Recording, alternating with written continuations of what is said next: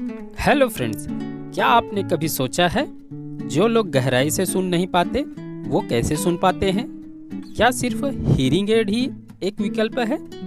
आज हम बात करेंगे कॉकलियर इम्प्लांट की।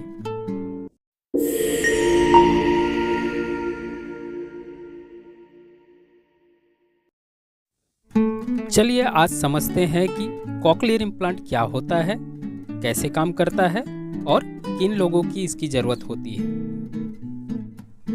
कॉकलियर इम्प्लांट एक ऐसा मेडिकल डिवाइस है जो गहराई से सुनने में मदद करता है, खासकर उन लोगों के लिए जिन पर हियरिंग एड असर नहीं करता है। कॉकलियर इम्प्लांट डिवाइस सीधे कान के अंदर की सुनने की नसों को सिग्नल भेजता है, जिससे दिमाग आवाज़ों को पहचान सकता है।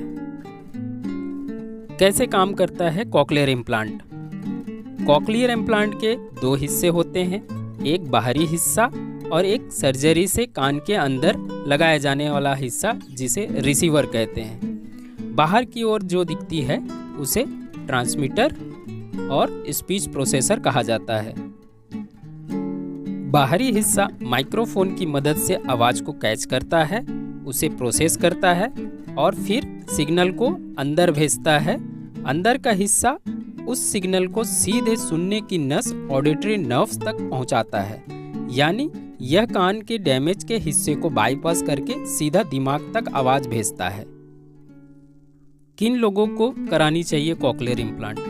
कॉकलियर इम्प्लांट उन बच्चों और बड़ों के लिए है जिन्हें बहुत ज़्यादा सुनाई नहीं देता या जिनका hearing loss severe to profound level की होती है, या फिर हियरिंग एड से फ़ायदा नहीं हो रहा हो।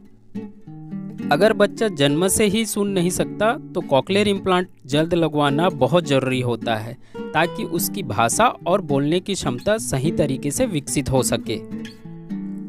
बड़ों में भी अगर सुनाई देना बहुत कम हो गया है या हियरिंग एड से बेनिफिट लिमिटेड हो गया है तो कॉकलियर इम्प्लांट एक बेहतर ऑप्शन हो सकता है।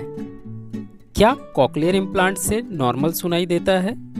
शुरुआत में आवाज़ें अलग और मशीन जैसे लग सकती है, लेकिन धीरे धीरे ब्रेन इन आवाज़ों को पहचानना सीख जाता है और इसकी हैबिट हो जाती है। थेरेपी और प्रैक्टिस से काफ़ी हद तक नॉर्मल सुनाई देना संभव होता है। कॉकलियर इम्प्लांट ने लाखों लोगों को सुनने की नई दुनिया दी है। अगर आप या आपके किसी जानने वाले को सुनने देने में कठिनाई हो रही है तो ऑडियोलॉजिस्ट से ज़रूर सलाह लें।